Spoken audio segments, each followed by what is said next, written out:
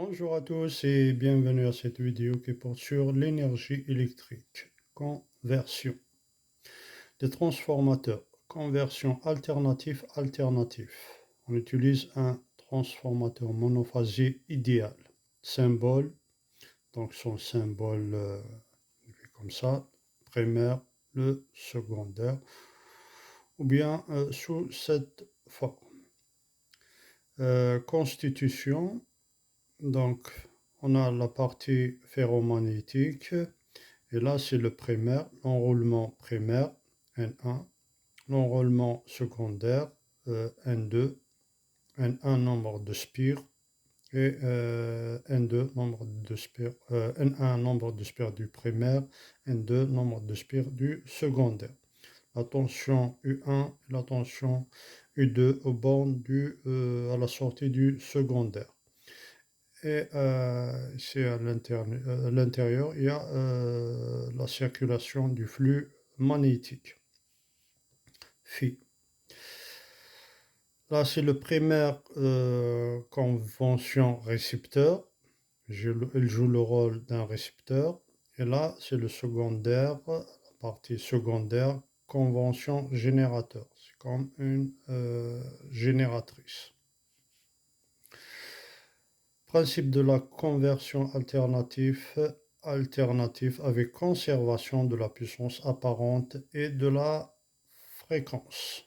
On va voir quelques relations. Rapport de transformation qu'on appelle M égale U2, la tension au niveau du secondaire, divisé par la tension du primaire, divisé par E1, égale N2 divisé par N1, égale U2 sur U1, égale I1 sur I2. Puissance, rappel, puissance apparente en monophasé, sa formule c'est S égale U fois I. Donc au niveau du primaire, S1 égale U1 fois I1, au niveau du secondaire, S2 égale U2 fois I2. Relation entre le primaire et le secondaire, on a U2 égale M fois U1.